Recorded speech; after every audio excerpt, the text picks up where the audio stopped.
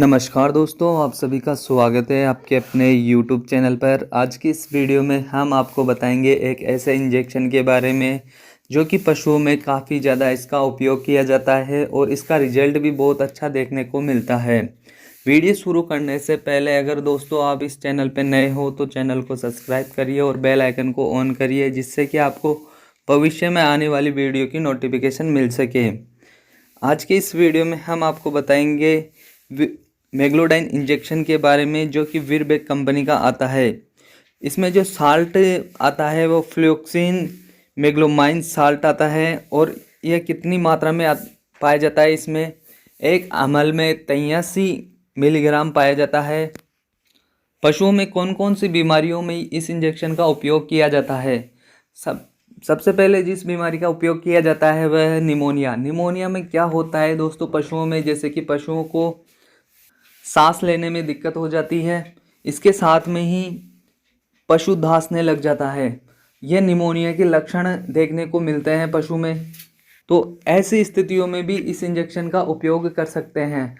इसके साथ में ही मेस्टाइटिस में इस इंजेक्शन का उपयोग कर सकते हैं। मेस्टाइटिस यानी संबंधित, जैसे कि थनों से संबंधित बीमारी हो जाती है, थनों में सूजन आ जाती है, इसके साथ में ही थनों में किसी प्रकार की गांठ पड़ जाती है, तो ऐसी स्थितियों में भी इस इंजेक्शन का उपयोग कर सकते हैं पशुओं में। इसके साथ में ही जैसे कि पशु में मेंट्राइटिस हो जाता है, यानी कि जो गर्भाशय होता है उसमें इन्फेक्शन हो जाता है या किसी प्रकार की सूजन हो जाती है या उसमें गंदगी आने लग जाती है, तो तब भी इस इंजेक्शन का उपयोग कर सकते हैं। जो मेंट्राइटिस पशुओं में होता है सबसे ज़्यादा उन पशुओं में देखने को मिलता है जो पशु ब्याने में कठिनाई होती है या फिर उसकी जर रुक जाती है, तो ऐसे पशुओं में मेंट्राइटिस हो जाता है। यूट्रस में जो इन्फेक्शन होता है तो उसमें भी इस इंजेक्शन का काफ़ी अच्छा रिजल्ट देखने को मिलता है। इसके साथ में ही पशु में कई बार क्या होता है कि पेट में दर्द होता है या भयंकर पेट दर्द होता है, तो इस इंजेक्शन का उपयोग कर सकते हैं। पेट दर्द में काफ़ी अच्छा इसका रिजल्ट देखने को मिलता है। इसके अलावा जो मांसपेशियों में दर्द होता है, पशु में किसी प्रकार की चोट लग जाती है पशु के, या जॉइंट में दर्द होता है, तो ऐसी स्थितियों में इस इंजेक्शन का उपयोग कर सकते हैं। इसके अलावा दोस्तों ये इंजेक्शन पशुओं में एंटी इन्फ्लामेटरी, यानी कि जो किसी प्रकार की सूजन होती है तो उसमें काम करता है। एंटी एनाल्जेसिक यानी किसी प्रकार का दर्द होता है पशु में तो उसमें भी बहुत अच्छा काम करता है। और इसके साथ में एंटीपायरेटिक, यानी पशु के किसी प्रकार की बुखार हो जाती है तो बुखार को भी ये इंजेक्शन कम करता है। बुखार में भी इस इंजेक्शन का उपयोग कर सकते हैं। इसके साथ में ही दोस्तों जब पशु को जैसे कि ये इंजेक्शन लगाते हैं तो कौन कौन से रूट से लगाया जाता है और कितनी मात्रा में लगाया जाता है, इसके बारे में भी आपको बताएंगे। जैसे कि ये इंजेक्शन जो लगाया जाता है पशु में तो कितनी मात्रा में लगाया जाता है, तो ये 45 kg बॉडी वेट पे 1 से 2 ml लगाया जाता है पशु में। यानी जो इस पशु का 45 kg वजन है उसको 1 से 2 ml लगा सकते हैं। जैसे कि जो बड़ा पशु है उसकी इस इंजेक्शन की डोज रहती है 15 से 20 ml, और जो छोटे पशु है जैसे कि भेड़ बकरी है उनमें इस इंजेक्शन की डोज रहती है 3 से 4 ml। इस इंजेक्शन की डोज घटाई जा सकती है अगर वजन पशु का कम है या इससे भी ज़्यादा छोटा पशु होता है तो उसमें कम कर दी जाती है। लेकिन इस इंजेक्शन की जो डोज़ होती है वो पशुओं में ज़्यादा मात्रा में नहीं देना चाहिए। तो ज़्यादा मात्रा में अगर इस इंजेक्शन की डोज देंगे तो पशुओं में साइड इफ़ेक्ट देखने को मिल सकते हैं।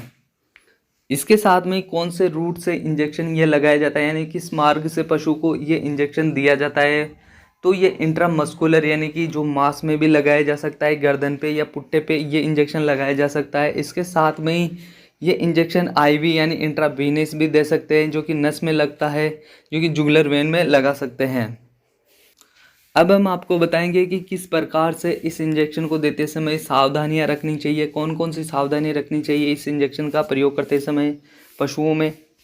पशुओं में अगर किसी प्रकार की ब्लीडिंग होती है यानी खून बहता है, रक्त बहता है, तो उसमें इस इंजेक्शन का प्रयोग नहीं करना चाहिए। इसके साथ में ही जिस पशु के किडनी से संबंधित बीमारी होती है तो उसमें भी इस इंजेक्शन का उपयोग नहीं करना चाहिए। और जो छोटे बछड़े हैं 2 महीने के या 1.5 महीने के, तो उनमें इस इंजेक्शन का उपयोग नहीं करना चाहिए। और इस इंजेक्शन का उपयोग कौन कौन से पशुओं में कर सकते हैं, जैसे कि गाय, भैंस, भेड़, बकरी में कर सकते हैं, डॉग में कर सकते हैं, ऊँट में कर सकते हैं, घोड़ों में कर सकते हैं। इसके साथ में पिग में भी इस इंजेक्शन का उपयोग कर सकते हैं। और ये इंजेक्शन जैसे कि गाय, भैंस, भेड़, बकरी में इंट्रामस्कुलर और इंट्रावीनस दोनों रूटों से दिया जा सकता है, और डॉग में भी इंट्रामस्कुलर और इंट्रावीनस दोनों रूटों से दिया जा सकता है।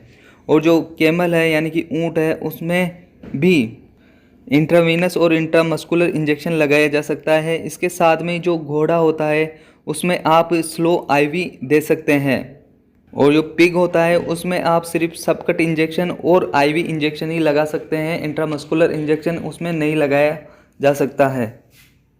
और पशुओं में कभी भी अगर इंट्रावीनस रूट लगाया जाता है यानी कि आईवी रूट दिया, इससे किसी भी दवाई का प्रभावित किया जाता है पशु के शरीर में, तो वो हमेशा धीरे धीरे ही करनी चाहिए, यानी स्लो गति में ही देना चाहिए।